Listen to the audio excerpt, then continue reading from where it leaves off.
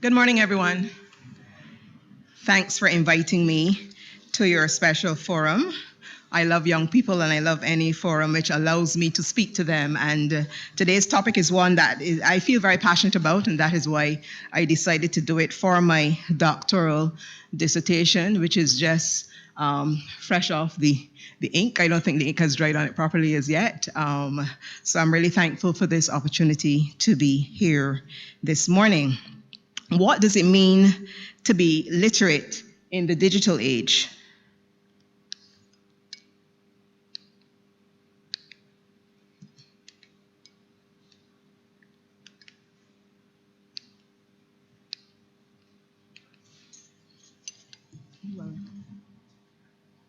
Okay. Yes.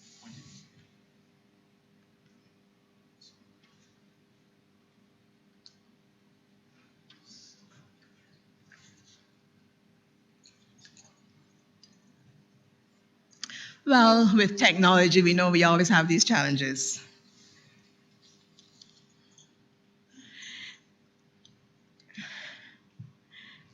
I see a number of secondary school students here today, and there are some terminologies being used. Thank you. There are some terminologies being used currently to describe you. I'm not sure if you're aware of all of them.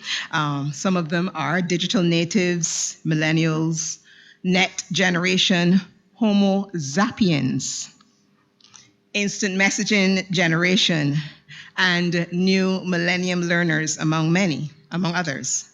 And several commentators maintain that this generation, which grew up using ICTs intensively, that this generation has developed sophisticated technological abilities and new cognitive styles. They have come to, master the technology, which we, the other people, not quite the digital natives, we, somehow struggle with. That's the idea.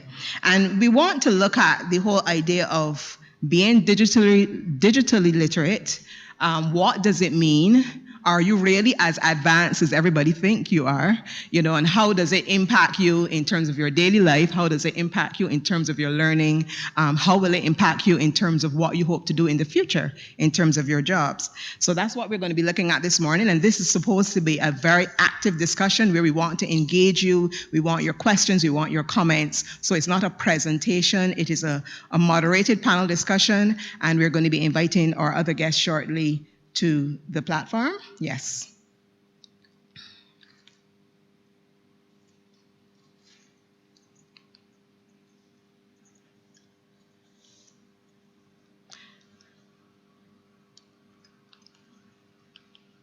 I am sure that these are symbols that you all know and are all familiar with. Some of you perhaps use them a lot more than others. I use all of them except one. And I guess everybody can guess which one that is. Which one is that? Which one is it that I don't use? Thank you. I had it on my phone and then I took it off. I said, no, this is not me. But then there are others that I also use that are not there. And perhaps I can ask you, which one do I probably use that is not there? What? LinkedIn. Excellent. Yes, that's right. Because that's the one that lots of professionals use. All right, this is just going to create the framework for us going forward with our discussion before I invite the others to come on the stage. What is digital literacy? Because I want to make sure that you understand what we're talking about. It enables us to understand, to evaluate and integrate information in a variety of formats. Okay? It allows us to meaningfully engage with tasks such as finding, using, summarizing, evaluating, creating, and communicating information while utilizing a range of digital technologies. So when you hear us talk about digital literacy, that's basically it in a nutshell. Okay? It is the capacity to be able to use the technology for a range of reasons. All right?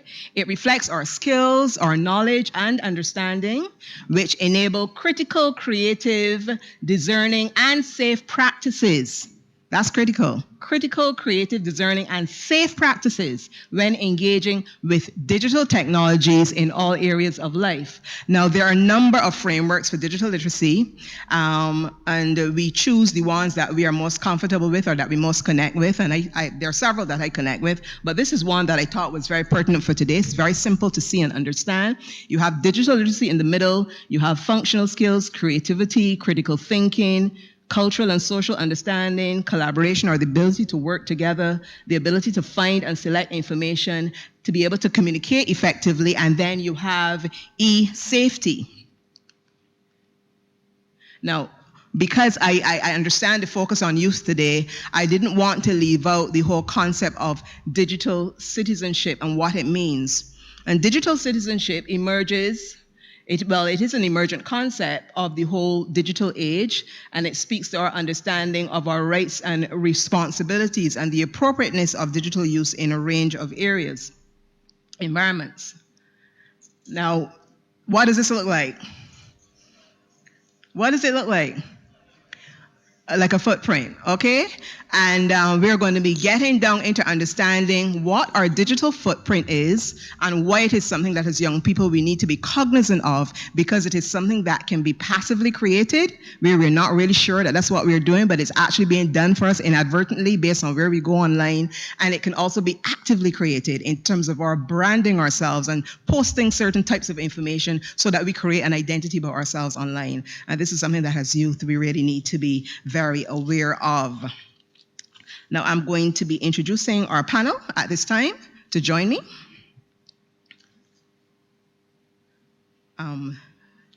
Bios? I don't have them.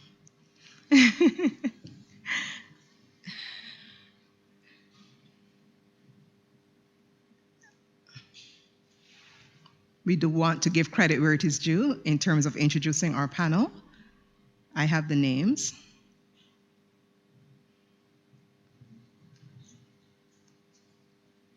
Okay, we have Dr. Jason Siegel, did I pronounce that right? A lecturer at the University of the West Indies. We have Dr. Allyson Leacock, Chair, Barbados Broadcasting Authority, owner and Executive Director of AI Leacock Consultancy, a well-known face. We have Mr. Shaquille Brathwaite, Digital Ambassador and UE student, and Mr. Tahan Towler, Digital Ambassador and UE student. These are going to be our panel this morning, along with myself. As we explore this topic, what is digital and media literacy and why it matters? So I'll be hopping over to join them.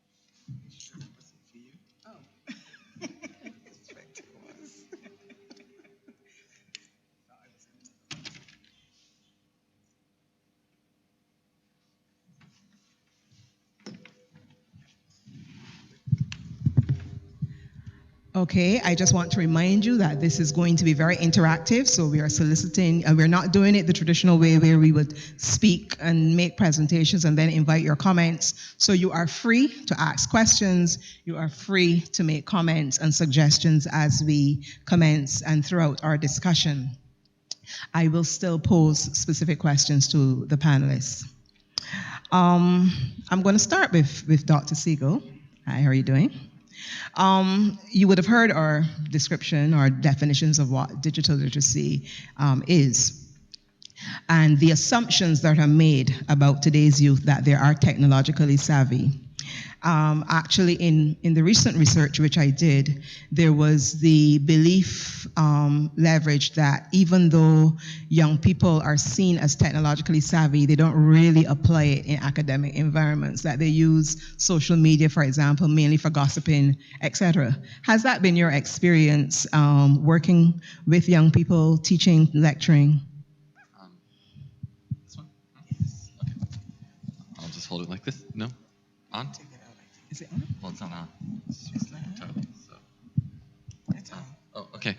Oh, now I can hear. Yes. Okay, so yes, I would definitely say that today's youth do not seem as instinctively curious about how their phones and such work, how these apps work, what the how they would go about using these things creatively, but instead they just use them at kind of at face value. They will not necessarily figure out how, for instance, to mine Facebook for data. Going out, so what I teach at UE is lexicography, so how we make dictionaries, and students do not necessarily see Facebook as a valuable source of data where they can find new words and creative expression. But I will also say that this is something that is learned from the older generations as well. I find that older generations are equally uncurious, equally naive about what's happening digitally.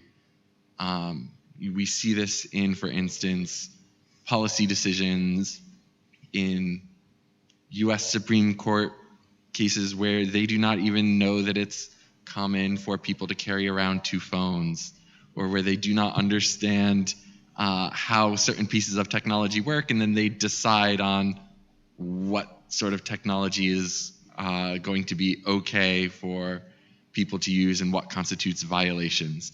So this is not a youth problem. This is, I would say, a society problem. But what's important is that you, as young people, take up the mantle because you're going to be leading us forward. You're going to be the ones whose lives are so defined by the digital age that you need to be the ones who really fully understand what's going on and how to make the most of the digital tools at your disposal. Okay, I'm going to ask one of our youth ambassadors, Tahan. What is your opinion on this as a young person yourself? Do you think this is an accurate judgment of youth in terms of their tendencies in the use of digital media? Yes and no. I'd say he's right. It's passed on from our society because we follow the adults in our life. Mm-hmm. But me personally, since going UE, that's changed because the school teaches us a lot. Mr. Deptine was saying earlier, we do a course called Entrepreneurship for Computer Scientists. And in that course, there are a lot of ethical things. So basically, there's a lot of ethics when it comes to digital literacy.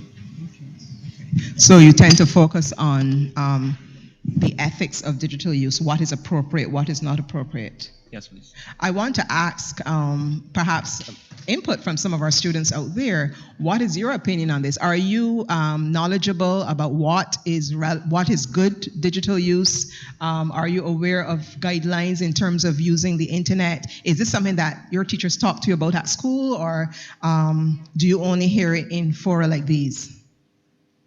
Who's going to volunteer to come to the mic?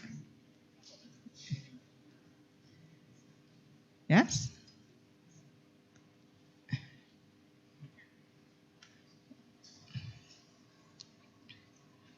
No one as yet? You're shy. Maybe they like the online survey instead. Well, yes, maybe, yes.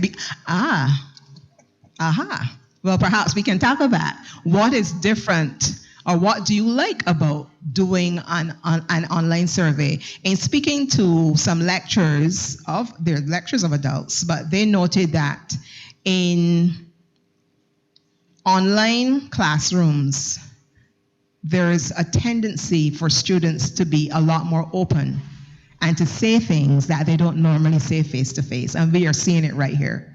Okay? So what does being online give you? What's the edge that it gives you that you do not have right now in a forum like this?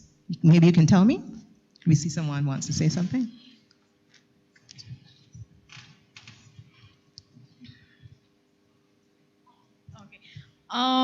So basically, like this day and like our century, I find a lot more people are self-conscious about what they think others will think about them. Yes. So for the online part of it, is more so you're anonymous, so no one knows that it's you that sends it in. So then they don't get self-conscious and feel like if they're not worth it or good enough. Okay, so that's an advantage of the digital age. You think the anonymity? Yes, it is.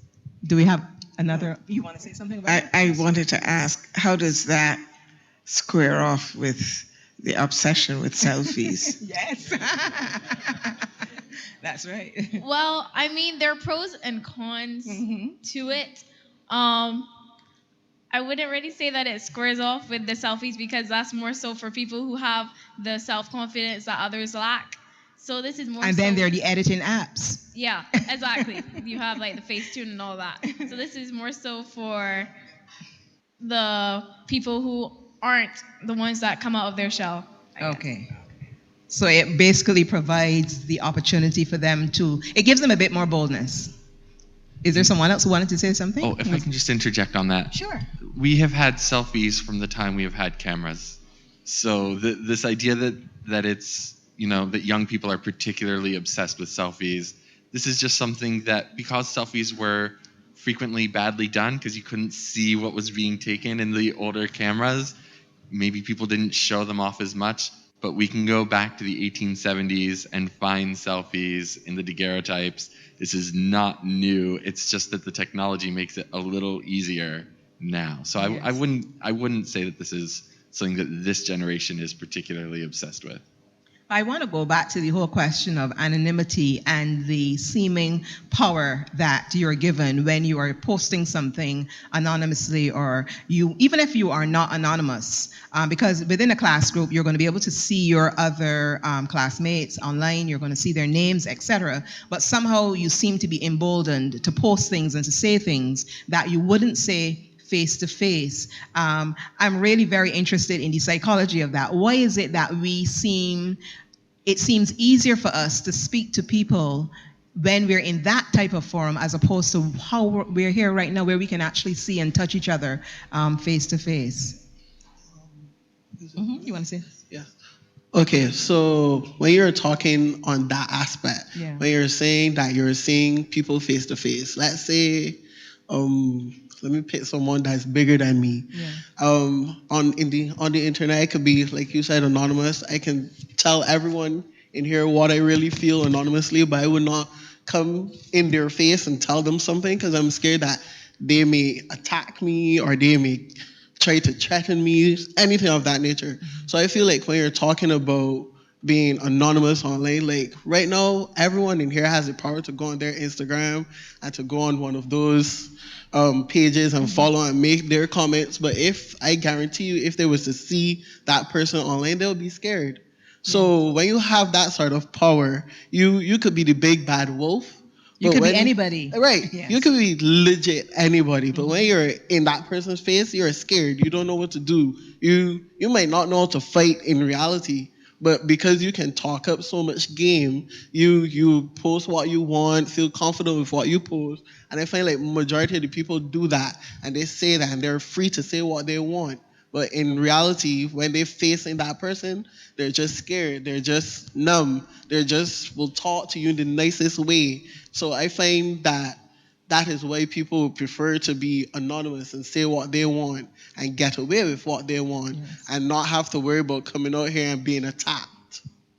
How can we counter that? Because how you're putting it, I've heard actually other young people say exactly the same thing. Actually, I even heard it apply to dating. My son always says to me, Mommy, I see many girls who say many things on Facebook or WhatsApp, but then when I go with them on a date, it's like speaking to someone else. They don't know what to say. Dr. Leacock, do you have any views on this with respect to youth and the building of an identity online that may be different to the real identity? How does that square off then, even in terms of maybe going into the world of work? I believe that is a fairly normal phenomenon with all of us. We have an engagement persona at work or in social circles, and privately we might be somebody completely different. I think what the internet and the digital environment provides now is an opportunity for people to be innovative in what they choose to do in professional circles. This is a platform that you as young people can shape in a way that you probably didn't have the level of autonomy before when you had to go through traditional circles. You can be your own entrepreneur. The more creative you are, what is important is that as we look at well-being 2030 that the OECD is challenging us to align ourselves with, that we look at not just innovation, but its sustainability of what you do and how resilient you will be to the challenges that you will face. I find that our readiness to criticize and put down young people is more a reflection of our fear of what you are capable of doing in a much faster way than we were. And, well, let me speak for myself. I think that my experience, even with media houses, the fear of the social media component for traditional media houses is very much a fear of the unknown and the mastery of it. If you've come from traditional media, there's a different approach, but there are some fundamental principles that make you an effective blogger. It's the same principle as being a good broadcaster, and that is how you tell a good story. The principles are the same. So as we looked 48 hours ago and we saw the beginning of a smart Barbados coming to reality, we saw for the first time in the history of this country, our first female prime minister delivering a budget speech with no black box. And that gives me hope that we have leadership that understands the role that you play, as Dr. Babb said this morning. There is a lot that you can do. And the challenge I would like to also put to you is not to be passive about the platform that DQ provides. You need to ensure that you use it, take ownership of it, and be a leader rather than a follower. Excellent. And that brings me to the whole question of, well, perhaps we can explore this a bit more. The idea that with the digital age and in terms of our need to be digitally literate and to be media literate and so on, the balance of power has shifted, as you rightfully identified. I remember maybe it was about 2 years ago when we were witnessing live on Facebook all those tragedies that were happening across North America in terms of young black men being killed, whether by police or by other people. And I remember that same year, I was actually preparing a presentation on digital literacy for our conference. And I referenced it then because it was very poignant to me, the fact that here was a girlfriend streaming live across the world what had just happened to her boyfriend right next to her in a vehicle. And that kind of power has been placed in all of our hands, so we can basically define the perimeters of any experience, and there is the immediacy of knowledge, there is the immediacy of news, that is different from traditional media when you would have needed time for the paper to post the story and so on. We saw it in living color yesterday, at or just after 2 a.m. with the tragedy that occurred at Sheraton. So much so it was almost unbelievable. This just happened just a few minutes ago, and it was right there in our phones. And this is the type of world we are living in. How can we use this immediacy for our advantage in other ways as well, with respect to the generation of knowledge, not just in terms of news items or newsworthy stories, but among ourselves, as whether we're students or whether we're individuals, we're entrepreneurs? How can we utilize the power of immediacy to help push the strength of digital? I'd like to come in on that, because I feel it is an opportunity for our educators to chart a new way of teaching and learning. We know that UE is a dual mode university now. I happen to have done that study in my time, and I used UE as a case study. But our education of our students, including yourselves and your younger siblings, if you have, or cousins, is critical.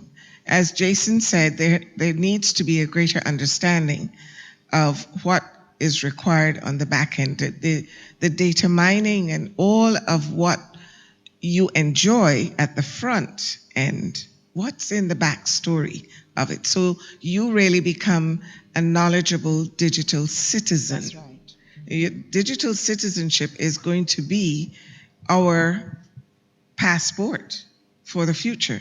And you need to bring your parents and your aunts and those who may be a little intimidated by it, move them along the spectrum with you. But in order to do that, you must be on top of your own information. So I want to suggest that we need to start digital literacy and media literacy from primary schools right through our educational system, so that we have an informed citizen that understands the platform, that is not disappearing because of our discomfort, but it is a part of our future. It is uncanny that you should say that, because that was one of the recommendations emerging from my research, that it must be something taught across the school system from the primary level right through to the tertiary level. Obviously, there will be different frameworks for the different levels, but we need that understanding of what it means to be digital, what it means to be digitally literate, to be media literate, and how we can leverage that in, for the 21st century. Now, we have the whole issue of being able to access information. We know that the World Wide Web is a very powerful tool. Anybody can become an expert today. That's why there's so many, coaches and experts online and so on, influencers, etc. Because we can just Google it, YouTube it, and we can all become experts. How do we differentiate between the different types of knowledge out there and the credibility of the knowledge that is available out there? How do we know? We have some online questions. That is credible. Pardon? They have some online questions. No problem.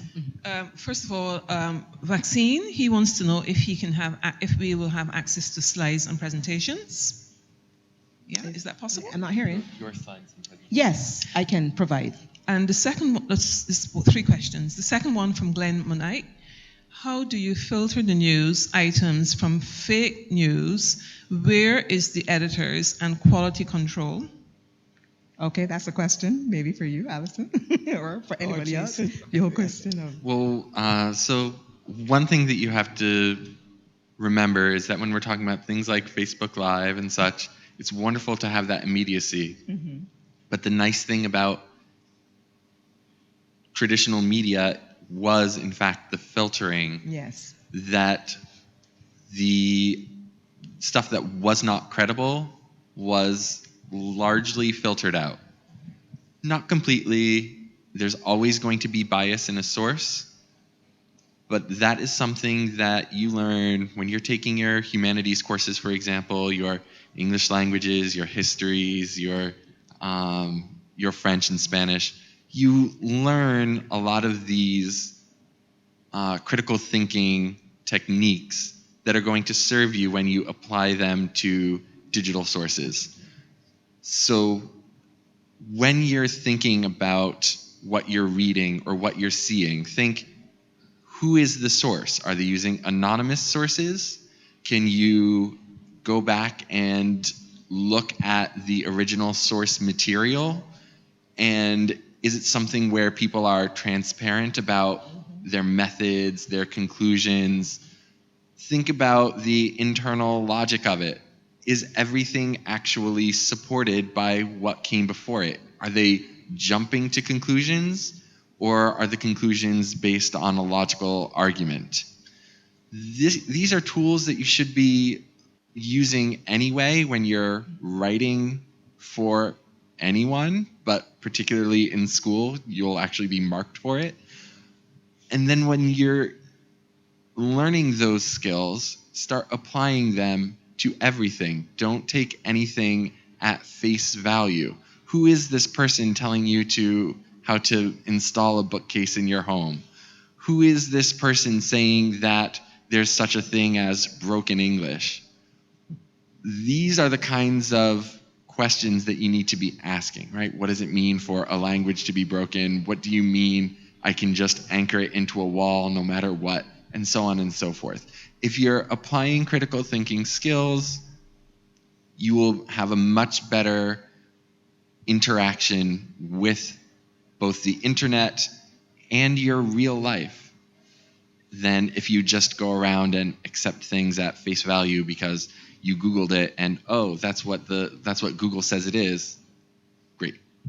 Okay. And I think the issue of comparing information. So you can check the veracity of information if you compare sources.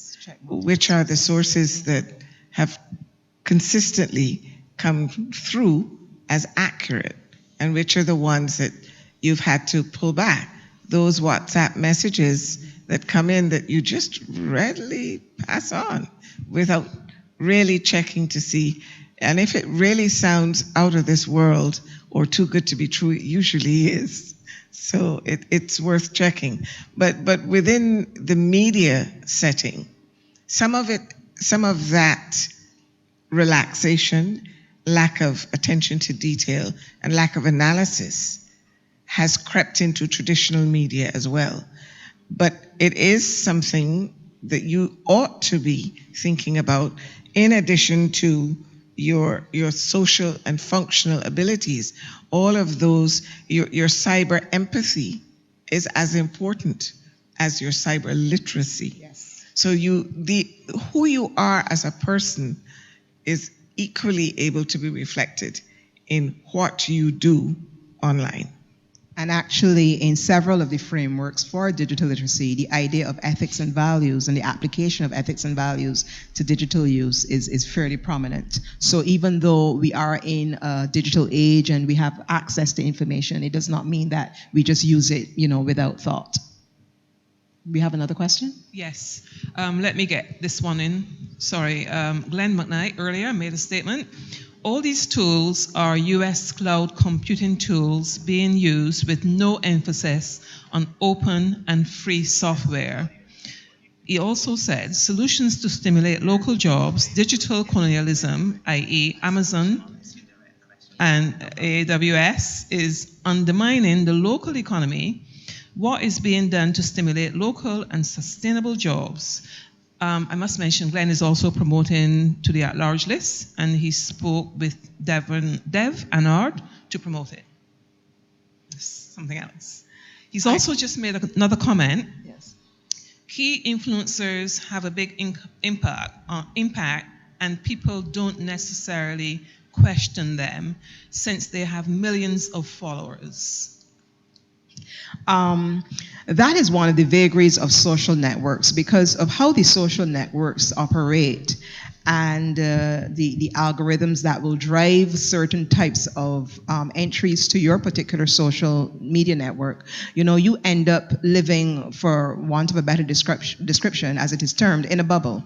And you are surrounded by people who perhaps think like you. You get a lot of news feeds with similar ideas that you have because of what you normally seek out on the internet. And if you're not careful, you can end up making judgments based on a very limited or a very small network of people who you have been exposed to. So that is something that we have to be aware of, and sometimes, and that is why the whole question of seeking additional information from alternative sources, using other search engines even, is a very relevant thing to do in terms of diversifying the types of information that we encourage and believe. Just one quick postscript. When you use PhotoGrid to adjust your photographs and you post, you have, to some extent, you've edited context in some cases, depending on the background or the animation or the comment that you put there, the bubble that you put there. Think about that in the wider context and realize that everything you see isn't always the full story. It's the same principle. Okay. And just to make a comment. Oh. Yes? Oh, okay. Sorry. Fine. Great. I was just to make a comment on what you previously said about media. I think reality is that we have to understand that people will only believe what they want to believe, as well as the fact that people are lazy. So, for example, if I'm feeling sick, reality is I may not go to the doctor immediately. I might Google it, and then I might just have a cough. But by the time I am finished Googling it, Google is telling me that I'm about to die. Reality is that I'm not going to believe that I'm going to die. I might just take myself to the doctor and I'm going to get other information. However, in terms of when a news feed comes into my WhatsApp, some people are going to send it off quickly and just believe it rather than take the time to say, you know what, let me find out the source of this information before I send it off. So I think, again, it's about people will believe what they want to believe, and also the laziness of our humanity, our society as of currently. Okay. Thank you. One of the key areas of concern with respect to the digital use, especially among young people, has been the issue of cyberbullying, and I heard it mentioned earlier this morning. I remember a couple, maybe years ago, there was a forum for young people, young students, for secondary school students, and they mentioned this, and it correlated with something called digital wisdom. Having the wisdom to know what to say, how to say it, how to address people, how to speak to people online. In your experience as young people, do you see the issue of cyberbullying as one that is very, very prevalent in our local society? Because we know of stories of young people even committing suicide because they have been cyberbullied. Is it something that is very prevalent here in Barbados? And how do you deal with it if you have had experience with it? Yes? Before I answer that question, before I answer that question, I want to go back to a question that was asked, number 3, okay, about Amazon and what is being done to promote local producers over them. And one of the major things that is done is the taxing on things you get from Amazon, so that people be more inclined to buy things here. Now, after the taxing, unfortunately, because of the scale of Amazon, they're able to produce and sell things at rates that they're so cheap, even after the taxing, they're still cheaper than what you would get here. But the whole implementation of taxes and a process to get this stuff when you get here and go into customs and all that is a implemented deterrent to promote local produce. That was the answer for that one. And this is... Yeah, we're talking about cyberbullying. Cyberbullying. I would say that, yes, cyberbullying was a problem, but I believe that over the last few years, because of the last 2-3 years, because of the advocacy and because of the fact that it would have been announced and spoken about and people would have been punished or whatever, because of it, they don't know, and people are more focused on positive things, or at least things that will entertain them, like sports or celebrities. But what I have a current issue, or what I think is a developing problem, is the fact that as soon as something bad happens, is on the media instantly. And I think that's one of the things that internet governance should be dealing with, like how you would have said that before not only the self, is the fact that the media that was produced with media houses would have been filtered. Mm-hmm. Right. I think that the media that is put out now should have some kind of filter. Maybe not as rigorous as say China, who doesn't even allow WhatsApp. But I feel that there should be some kind of prevention of the dissemination of bad media and a promotion of positive things for our people. Because I think us seeing every day something bad happen, seeing the shooting immediately or whatever, and not seeing anything good that may have happened that day, kind of brings about a negative mindset for the society and help us to focus more on the bad than on the good or any solutions. I understand what you're saying where that is concerned, but what about the counter argument where people might say, well, we now have the power because we can take a picture, we're not dependent on, the photographer from Nation News or the Advocate to take that picture, we can take the picture. What about that counter argument? And the freedom that people want to have to interface with information as soon as it occurs. I'll just intervene on the point of the media editorializing, because ultimately there ought to be some sensitivity to the dignity of the person in the case of the kinds of scenarios that are now readily shared on WhatsApp and in social media in general. There is always a boundary. And I think that is where I was talking earlier about digital empathy, because even though you do have access to this level of immediacy, you're still talking about a person. You're still talking about a human being and their families that have feelings. So if somebody is brutally murdered and the pictures are graphic, you ought to pause as an individual, whether or not you are working or whether or not there is enough governance of that social media site, to ask yourself, how would I feel?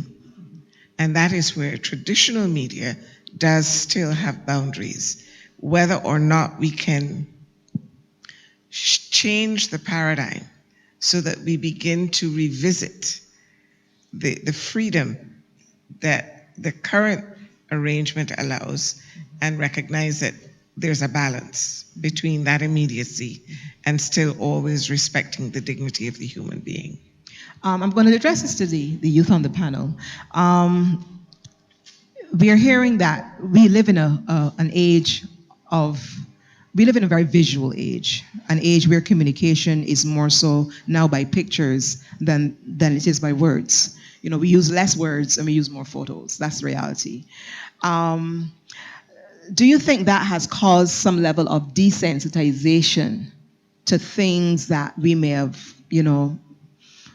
gawped at years ago? So you see the words "man shot dead," and that pales in comparison to the picture of the man shot dead. Do you find that as young people, and maybe even other older people, do you find that people today generally are desensitized, and therefore, because they're seeing pictures, they're seeing graphic photography, do you think this is desensitizing us and causing this lack of empathy that Dr. Leacock was perhaps alluding to? Well, again, I think it comes back to ethics. If you see a picture of a deceased body, you want to know the story. But if I just see a man shot dead, I'm not going to go any further because the man was shot dead. When you see a picture of that, you go and investigate. You go to social media, you go to your friends. For instance, yesterday when it happened, my mother works in Sheraton. I wouldn't have seen it in time to answer if she was okay if it was not for social media. But also in the back end, you could use social media to say, if his parents saw that, they'll be traumatized. Yes. But there needs to be a balance, and that balance is ourselves, in my opinion. That's all it is to me. In terms of that, Yes, I would say it's making people more desensitized because you have this freedom to post what you want, however you want. As as you said, man shot dead. Okay, some people who could actually stomach all of this would go and look for the pictures to find out who it is and to be more involved in this person. And before you could watch the news at 7 o'clock. You found out who it is, who his family to, what he was related in, who else was involved. You can find out all these different information. So in terms of, I want to say Barbadians are more desensitized, but generally around the world, more people are more interested in what is happening, how it happened. Like for instance, in New Zealand, there was the video of the guy. People were watching the video like it was a normal show, like right, like it was a movie. So people in general would have to take, as Tahan said, this ethical approach to all these different problems. Don't just go and be like, oh, I'm going to record it and then post it, and then the first thing you're going to do is take a picture, post it on white collar crime or whatever have you, have everybody else sees it, and then go from there. Like, you're doing it without thinking about the person's family, about thinking about what would happen. And although some people might say, what if this was you? Some people just don't care. Like, if it was me, I would probably want the same thing just to let my family know, or they would just do it just cold-heartedly. So when I think of all these different situations, I think people needs to look at things from an ethical side and have some sort of moral decency to these situations. If I could add to that, Yes. I think that we also have to be careful about jumping to too many conclusions. Namely that looking at these things means you are desensitized to it, right? You can look at these pictures and still be very, very moved, traumatized by what has happened. In the 80s and 90s, you had the Faces of Death videos, which were actual deaths recorded on video that were sold and monetized. This was not a function of the internet. This has been around for a long time, and it could be that the same people who would have otherwise not had a sensitive reaction 50 years ago to see this would still not have that same reaction. It's important that we don't jump to the conclusion that because these things are widely available, that means that people's feelings are actually different than they were 50, 60 years ago. So we have to make sure that we have some sort of baseline to compare these things, that people might not actually be more desensitized. They may be just equally desensitized as they were 50 years ago and just have different media to explore. People tried to blame video games, violent video games, for deaths in US school shootings, but when they looked at the school shooters, they found that it was really a matter of chance whether they had actually played violent video games or not, meaning those violent video games didn't have any effect on school violence. So we have to be really, really careful about the conclusions that we're making based on our impressions, and in fact go out there and see. And we have the internet to go out and explore the studies that have been done, and you can come to UE and you can take classes that allow you to explore these questions that you're actually wondering about. Are people in fact more desensitized? And you can compare people who grew up before the internet and people who grew up during the internet, the digital age. To the panel, excuse me, yes. As your timekeeper, you have 4 minutes remaining, and we have a body of questions from the audience. Okay, sure. So we're going to take those questions. Let me comment first. As being a victim of social media, being passing images in relation to death to my family, people have choice. We are designed to choose. You have to either indicate choose to share or choose not to share, thinking about how it is going to affect persons, not only from the point as being a family member, but also how would it affect you as in viewing it. As a parent, I tell persons on my social media, do not send any graphic images to my phone. Yes. Do not send any lewdness to my phone, because there are times that my child will interact with my phone. And if a message pops up and I have my phone set that the image is not shown, then later on. But for me, if I can see that it is not a content that I wish to have on my phone, I automatically delete.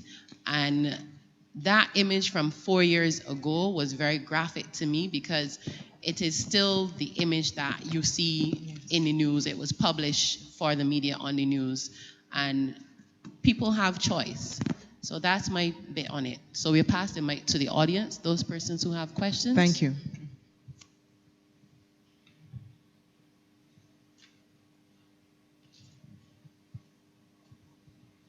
I wanted to, you had mentioned the counter argument before, and I wrote it down. I think to solve this issue, instead of just talking about it all the time, one of the things we could do, which was attempted a bit before, was IP address tracking, meaning whoever posted the material, you'll be able to track the IP address on it and see who did, and then also those who share it. And if the government was to take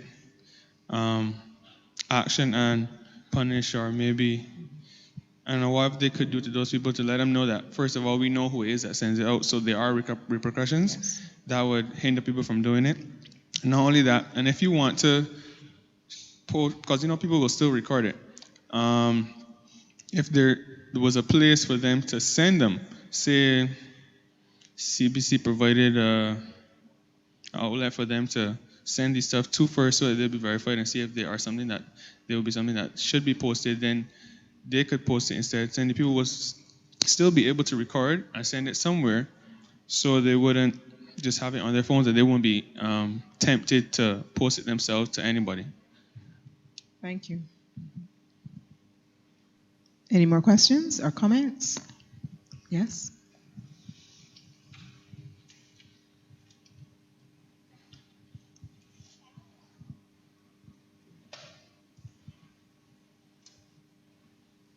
I feel like people just don't care, because when you post something, it's like you're not really connected to it anymore. You're so accustomed to receiving these videos, you're so accustomed to hearing about these things, that these things don't even register with you anymore. I mean, yesterday I heard it, and the first thing somebody's gonna tell me is, there's a video? And I'm here like, please don't send it to me, I don't want to see that video. But then somebody else who maybe you always watch action movies or something like that, you see it all the time. You're accustomed to it. And then with other things, people always send these videos. You're accustomed to it. So it's not anybody thinking about, oh, who's going to see this? How is this person going to feel? It's that I got it first, and then I'm going to send other people, and I'm going to say, this just happened? And everybody else is going to see it. You want people to see it. You want people to know that you know what's going on. But sending it to the media house isn't really going to, that's not what's going to come in your mind, because what if they edit it? What if they say something else? You're just sending out this raw information so everybody knows what it is. It's not right, but it's basically the mindset now. It's the culture. And it needs I'm to glad change. that you said it's the culture, because that's how you think, and you're thinking that way, and I can assure you there are other young people who perhaps, and other older people who perhaps think, well, this is just how it is. And that doesn't necessarily make it right, but that is the thinking that I've heard it among lots of people. This is how it is. This is how life is now, and people aren't taking the time to think ethically and to empathize with others. They're just thinking of sending information, as you said, who got it first, who's going to share it first. Yeah, I don't think it's really the technology that needs to change. We need to change people's thinking. It's the people, yes. Yeah. Yes. Thank you so much. Can we squeeze in? Yes? One more? Yes. Thank you. Hi. Well, first of all, I just have a comment. I agree with what I heard before in the fact that we can't jump the gun in terms of why persons are not sensitive in these situations. I think it comes down to many factors, and then some persons do not conform to the norm. And one factor that I believe is an issue would be the fact that at a young age now in this generation, we're exposed to many of these immersive technologies, such as AR, VR, and the graphics in video games and movies are so realistic. So when you're exposed to this at a young age, then when you see it in real life, it's a norm, and you can just be not sensitive anymore and just share it. So that's my comment. Thank you. This is by no means exhausted. There's a lot that we can say with respect to digital and media literacy and the need for all of us, whether young or middle-aged or old, to have the kind of knowledge that we need to be better citizens of the 21st century with respect to our use of digital media. And I want to thank the panelists this morning, Dr. Jason Siegel, Dr. Allyson Leacock, Mr. Shaquille Brathwaite, and Mr. Tahan Towler. And if there's anything that you take away from our talk this morning, please remember that the internet is a wonderful tool. It provides access to lots of knowledge, lots of expertise, and we didn't even get to look at the whole question of being digital innovators and creators, because we've talked a lot about what we consume, but we know on the other side of the paradigm, we're not just about consuming the information that is out there, but creating information and being innovative with it as well. It's a wonderful opportunity for all of us, but we have to remember to